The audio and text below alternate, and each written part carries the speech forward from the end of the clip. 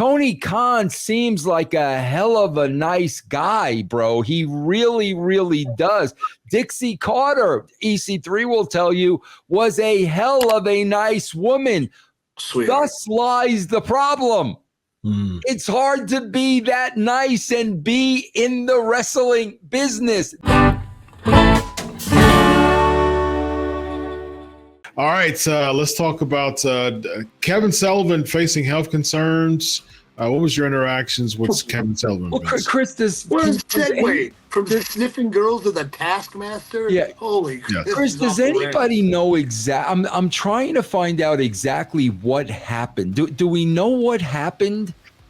Somebody said it on Twitter. I forgot what it was. I'll look up.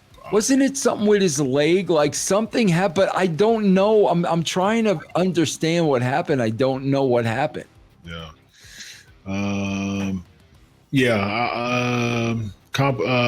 Sepsis and encephalitis.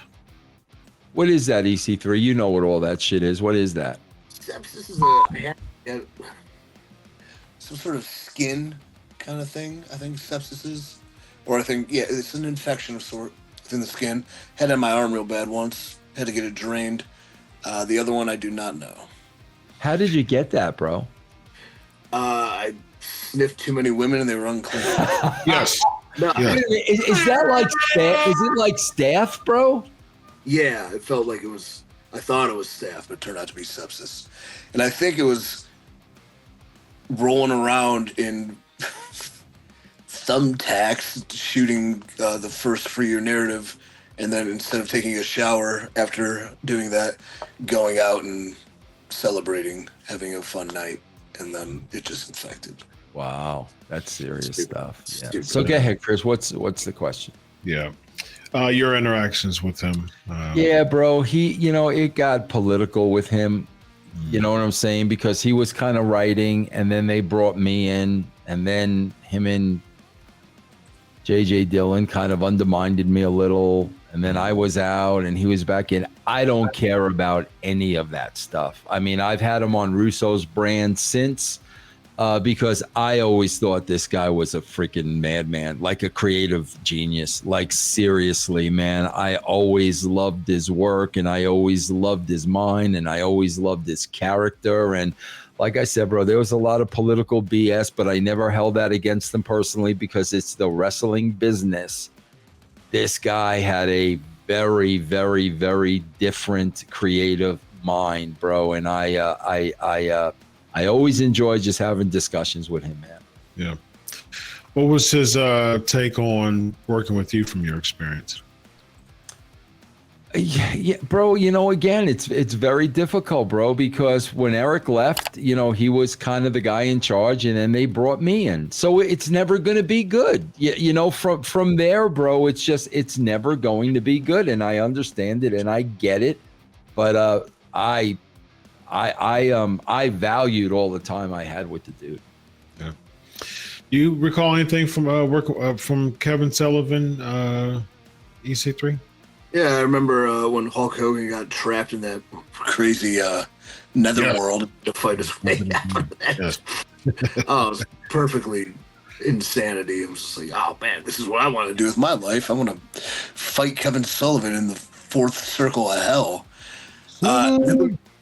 Never met him. I do know there's a great eccentric creativity to him. And I do know he's probably a madman. I do know there's a checkered history and a bunch of, conspiracy theories surrounding him.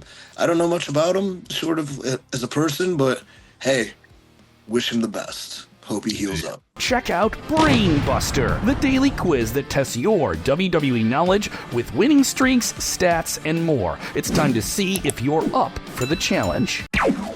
I was just reading online, Chris. I don't know if this is true. I just read it before I came on this show, which, bro, listen, I'm going to put this over too, guys. I am going to put this over, but I just read online that freaking Tony Khan threw a exorbitant amount of money Kevin Sullivan's way. And I also want to say this, Chris. AEW was recently in Colorado. And I know a friend of mine here is a big DJ here in Colorado. His name is Big Rob. big DJ in Colorado. He covered AEW in Colorado. And I saw Big Rob Saturday night, and bro, he put Tony Khan over to the moon. He said, and bro, Big Rob's been around a lot of wrestling. He's been in WWE locker rooms, like he's interviewed them all. And he said, bro, I got to tell you, this was the absolute nicest guy I had ever met in the wrestling business, who he went out of his way for him. He treated his kids good. And I want to make that clear about Tony Khan, bro. I say this all the time, Chris. I think people don't understand. Tony Khan seems like a hell of a nice guy, bro. He really, really does. Dixie Carter, EC3 will tell you, was a hell of a nice woman. Sweet. Thus lies the problem.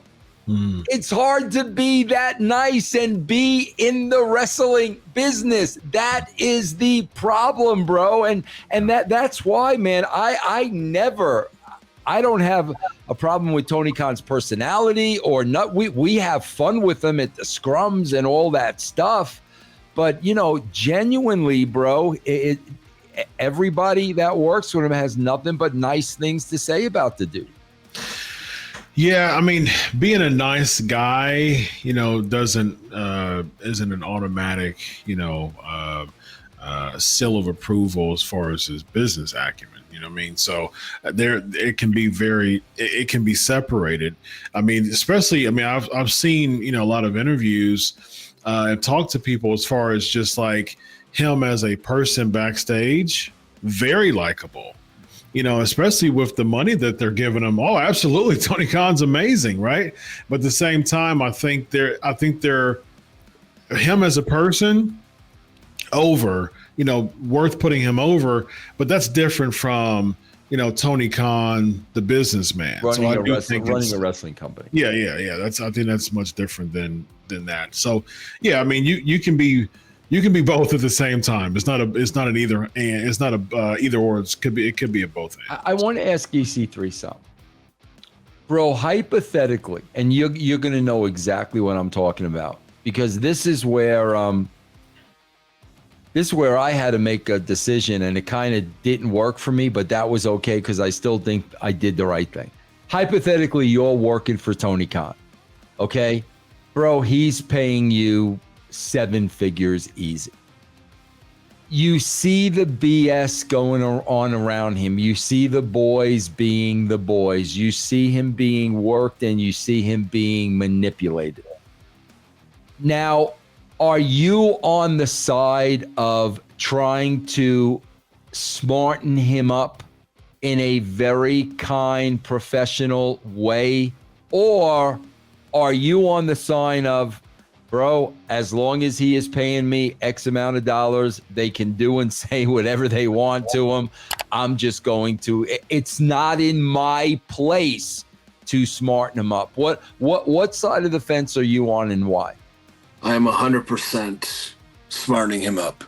I'm 100% standing behind the man who is paying me to endorse and be a part of his brand to make it better in every way possible. I'm 100% telling him my true, honest, unfiltered opinions on what I think is going on based on my experiences and knowledge. Also knowing I don't really know everything, so I could be wrong, but I'm 100% policing that. No doubt about it. I would beg to do that. I would. Why do you think, EC3, why do you think the majority, bro, take the money and don't smarten them up? It's easier to take the money and not smarten them up. It's easier to not have uncomfortable conversations. It's easier to go by the wayside. It's easier to be complacent. It's easier to not strive for greatness. It's easier to pass blame, that if something isn't as successful as you'd want it to be or you want it portrayed to be, that you can blame somebody else's antics or actions. It's just way easier to not do that. And one thing I don't like is the easy way. So there's no easy way out. That's what Rocky IV soundtrack would tell me. But no, I don't 100%. Like, he needs a heater bad, man. He needs somebody to tell him these things. Because as a boss and a leader in a wrestling business, he's probably very capable of coming up with like broad, big ideas. It's a matter of them being portrayed properly and how each and every aspect of it can, I don't know, be conducive to getting not only both talents or all the talents involved over, but the brand over, the show over, and growing an audience that is desperately wanting it to be successful. Indeed.